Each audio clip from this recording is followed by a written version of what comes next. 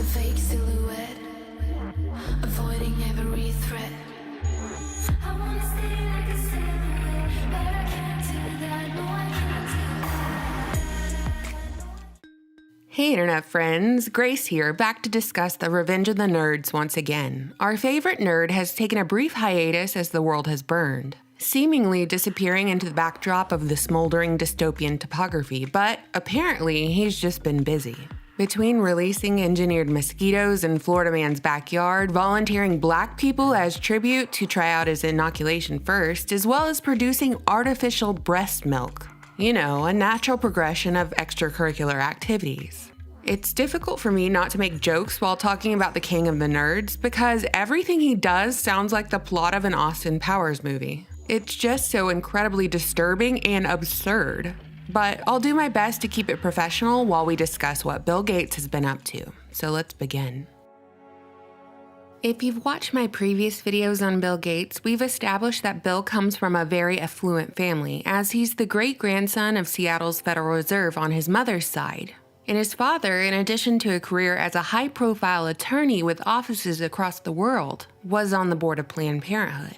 While most people associate Bill Gates with Microsoft, he's expanded his influence from technology to medicine to the food supply to government surveillance. And finally, we've demonstrated that while Bill Gates is a billionaire with the big bucks, he's simply a figurehead leading the technocracy charge into the future. And one entity behind his power and influence from the very start has been Bain Company, one of the big three management firms that has staffed, directed, and guided his initiatives, beginning with Microsoft and now with the Bill and Melinda Gates Foundation.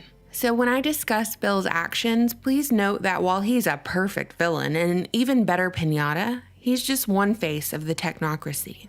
That being said, just when you thought you only had to worry about murder hornets, Bill Gates pops out of the bushes with GMO mosquitoes, which we'll talk about first. We've all seen the reports over the last few years. The most deadly animal in the world isn't the great white shark or a hippo or even a rattlesnake. Apparently, it's a mosquito with a total body count per year topping 1 million. But it's not really the mosquito that's deadly, it's apparently what the mosquito carries in the form of a parasite that can transmit to humans through the blood, giving us malaria, Zika, West Nile virus, just to name a few. For every modern problem these days, you better believe we've already got a manufactured solution. And for several years now, we've heard whispers about scientists in faraway labs creating what they've dubbed genetically modified mosquitoes, with the explicit goal of reducing the population of wild mosquitoes through several techniques, therefore limiting the spread of the disease. Sounds great, right? I mean, I hate mosquitoes. All of us mosquito haters can get on board. But wait, there's more. Because if anyone even utters the phrase population control into the darkness, it will summon Bill Gates.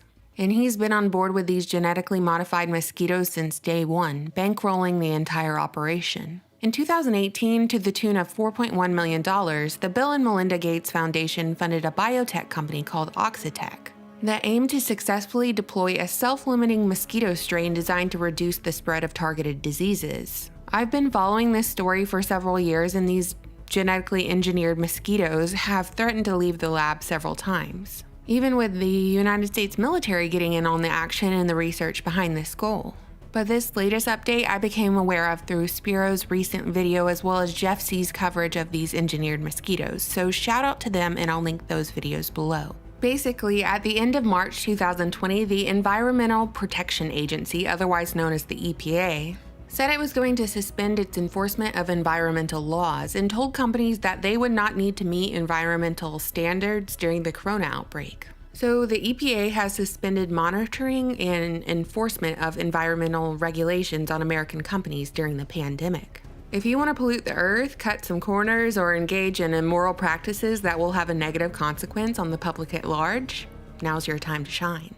Oxitec, the same biotech company that Bill Gates bankrolled over the last few years, is seizing this opportunity to release millions upon millions of genetically modified male mosquitoes into the Florida Keys. The plan is the genetically modified male mosquitoes will hook up with the lady mosquitoes and produce artificially weak offspring that will never grow up. Sound familiar? And by doing so, this will reduce the overall mosquito population in the future. And since male mosquitoes don't even drink human blood, They're set to release these by the millions into the great unknown, and yes, it is truly the great unknown. Because there are so many unknown factors in the sudden release of millions of mosquitoes in the United States, especially when mosquitoes already transmit disease. With no regulations or oversight, couldn't this massive experiment fall into the hands of someone who truly wants to reduce the population? And we're not talking the mosquito population.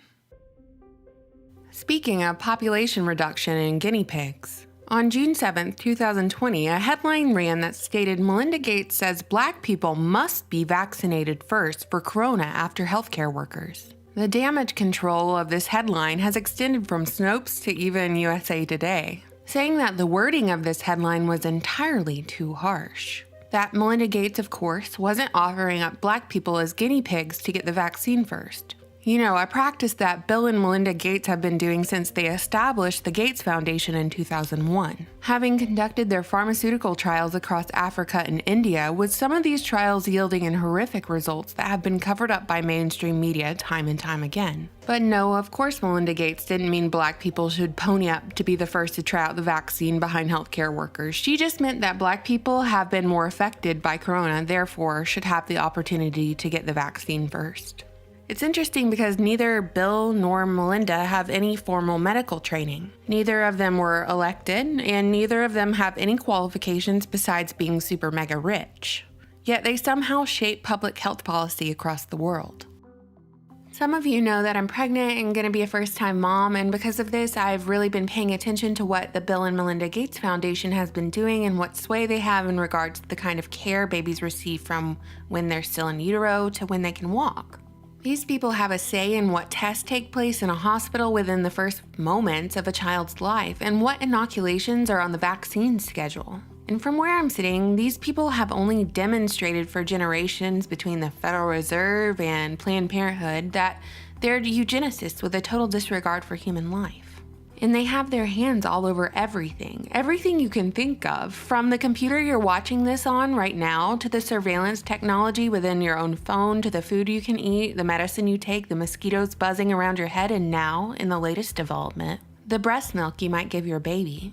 Bill Gates has invested millions of dollars in a startup that aims to develop artificial breast milk, because they think that baby formula has too much of a carbon footprint on the environment, so they need to find a way to synthesize breast milk in the lab. The startup is called BioMilk, and their primary focus is infant nutrition to reduce climate change. Let me tell you something, I've been around for a minute, long enough to get a sense of transhumanism and watch science make their argument for playing God. And these folks are frothing at the mouth to grow babies in synthetic wombs and eliminate the need for a human mother and father from the equation altogether, as well as make the idea mainstream and get the general public to beg for it. I'll provide plenty of sources to support these claims. There's nothing they'd love more than to strap that lab-grown baby to the metal teat of some robot, because it's their future for the city on the hill as fertility drops across the world between men and women, and the generation of fertile people are discouraged from reproducing. They can effectively control the population. As we've covered in previous videos, everything edible Bill Gates touches has Monsanto Roundup in it, another company he's invested in heavily. So will this lab-grown breast milk also have traces of Monsanto in it? And what are the effects of consuming these chemicals as a developing child? Not everyone is able to breastfeed, and not everyone wants to breastfeed, and I get that. I'm not judging you. But for those who don't already know, natural breastfeeding decreases your baby's risk of contracting viruses and infections because it supplies them with necessary antibodies. Studies have shown that breastfeeding aids in brain development and reduces the risk of future behavioral and learning problems. Of course, breastfeeding helps mom and baby bond, and it's even proven to lower the mother's chances of developing breast and ovarian cancer in the future. To be blunt, these benefits will not be available to you if your baby drinks Bill Gates' titty milk. Nestle, who has collaborated numerous times with the Bill Gates Foundation in the past, has had their own scandal with baby formula dating back to the 1980s, when there was a corporate drive to replace breast milk with a profitable artificial product, so mothers could become consumers.